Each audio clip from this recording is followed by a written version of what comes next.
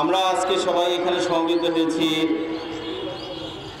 যার স্মরণ সভা, যার স্মরণে দুটি কথা বলার জন্য। আমরা সবাই তাকে জানি, কম বেশি জানি, কিন্তু আমাদের স্মৃতি থেকে বিস্মৃত হতে বসেছেন তিনি। সেই মজলুম জননেতা মৌলানা আব্দুল হামিদ খান ভাসানী, যে মৌলানা ভাসানীর জন্ম না হলে হয়তো বাংলাদেশ নামক রাষ্ট্রটা বিনির্মাণ নাও হতে পারত।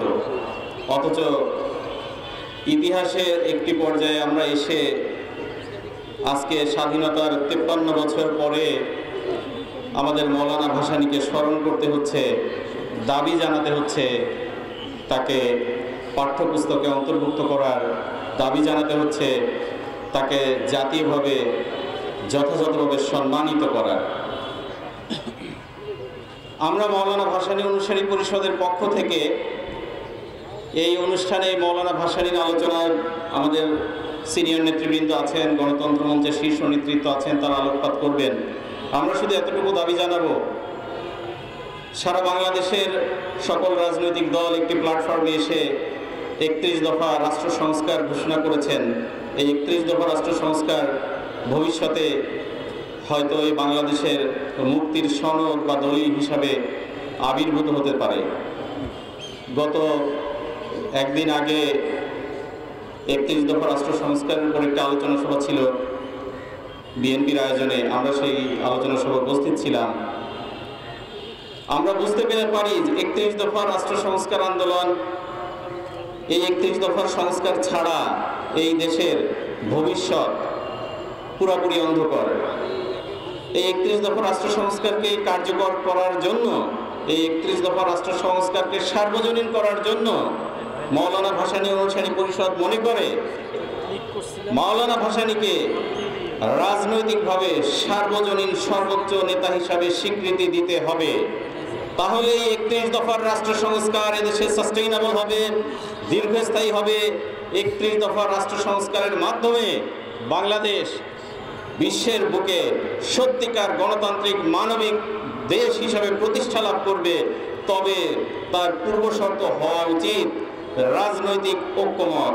এই রাজনৈতিক ঐক্যমতের সৃষ্টির জন্য মৌলানা ভাসানীকে তার যথাযথ মর্যাদায় পুনঃপ্রতিষ্ঠা করতে হবে। সবাইকে ধন্যবাদ। আসসালামু আলাইকুম। বিসমিল্লাহির রহমানির রহিম। ভাসানী অনুসারী পরিষদ কর্তৃক আয়োজিত মৌলানা আব্দুল হামিদ খান ভাসানীর 48তম মৃত্যুবার্ষিকী উপলক্ষে আজকের এই অনুষ্ঠানে সভাপতি হিসাবে উপস্থিত আছেন মৌলানা আব্দুল হামিদ খান ভাসানীর আদর্শকে টেকনাফ থেকে তেঁতুলিয়া, রূপসা থেকে পাথুরিয়া পর্যন্ত ছড়িয়ে দেওয়ার যিনি কাণ্ডারি হাতে নিয়েছেন, গণতন্ত্র মঞ্চের শীর্ষ নেতা, বীর মুক্তিযোদ্ধা, ভাসানী অনুসারী পরিষদের আহ্বায়ক জনাব শেখ রফিকুল ইসলাম বাবলু। আজকের এই অনুষ্ঠানে প্রধান অতিথি হিসাবে উপস্থিত হবেন গণমানুষের নেতা, গণতন্ত্রের পুনরুদ্ধারের লড়াকু সৈনিক, জাতীয়তাবাদী দল বিএনপির সম্মানিত মহাসচিব জনাব মির্জা ফখরুল ইসলাম আলমগীর।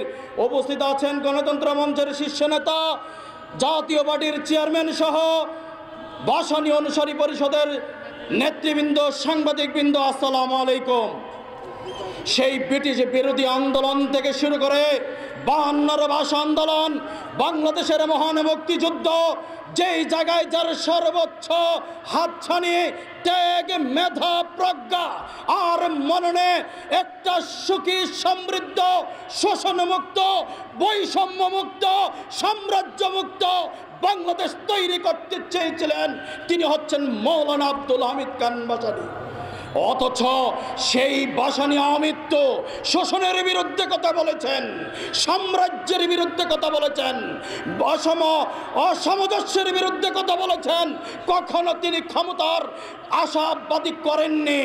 সেই মানুষটি আপনারা দেখেছেন বাংলাদেশের একজন অবিসংবাদিত নেতা। আজকে যেই মানুষটির জন্ম না হলে লাল সবুজের পতাকা পেতাম না, যেই মানুষটির জন্ম না হলে আমরা ভাষা আন্দোলন ভাষা পেতাম না।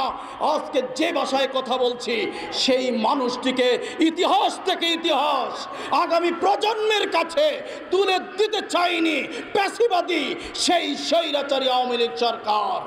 ইতিহাসের কি নির্মম পরিহাস, আজকে সেই সরকারটি ইতিহাস থেকে মুছে যাচ্ছে।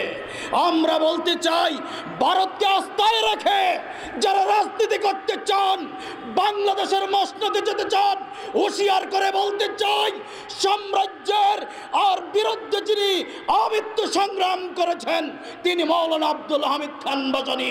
তার আদর্শের কর্মী হিসাবে বাংলার জমিনে যারা ভারতকে আস্থায় রেখে ভারতের সাথে সঙ্গী দিয়ে রাজনীতি করতে চান, বাংলার মাটিতে হবে না।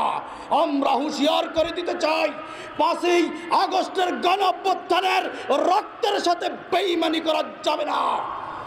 ভারতকে আস্থায় রেখে কোনো রাজনীতি করা যাবে না, আমরা কখনো সেটা হতে দেব না। আজকের অন্তর্বর্তীকালীন সরকার 2000 লাশের উপর দিয়ে প্রতিষ্ঠিত হয়েছে। কোনো কালক্ষেপণার 1 সেকেন্ড সময় হাতে নেই, আপনাদের আর কোনো সময় দিতে চাই না। আমরা চাই এদেশের গণমানুষের চোখের ভাষা বুঝবেন, এদেশের মানুষের রক্তের সাথে বেঈমানি করা যাবে না। আজকে মুজিববাদ আদর্শের কোন উপদেষ্টা এই গণ অভ্যুত্থানের সাথে পরিপন্থী, গণ অভ্যুত্থান স্পিরিটের সাথে যায় না। এদেশের মানুষের রক্ত দেয় না ভারতের দাবিদারি করার জন্য। প্রথম আলো ডেইলি স্টারের প্রেসক্রিপশনের উপদেষ্টা তৈরি করার জন্য আমরা রক্ত দেইনি। এই গণ অভ্যুত্থানের স্পিরিটের সাথে যদি বেঈমানি করতে চান, মনে রাখবেন 5ই আগস্টে দুপুরবেলা রান্না হয়েছিল সেই গণভবনে। দুঃখের বিষয়, পরিতাপের বিষয়, সেই খাবার খেতে পারেননি। এই গণ অভ্যুত্থানের সাথে বেঈমানি করলে, গণ অভ্যুত্থানের স্পিরিটের সাথে নাফরমানি করলে, মুনাফিকি করলে এদেশের জনগণ কখনো ছাড় দিবে না। আগামী দিনে একটা সুখী সমৃদ্ধ, একটা ইনসাফ, একটা মানবিক রাষ্ট্র প্রতিষ্ঠার লড়াইয়ে এই ভাসানী অনুসারী পরিষদ আগামী দিনে আন্দোলন সংগ্রামে সামনের কাতারের থেকে আগামী দিনে একটা বাসযোগ্য বাংলাদেশ, আমার সন্তানের বাংলাদেশ, আগামী প্রজন্মের বাংলাদেশ প্রতিষ্ঠা করতে আমৃত্যু লড়াই চালিয়ে যাব ইনশাআল্লাহ। আমরা কারো কাছে মাথা নত করব না।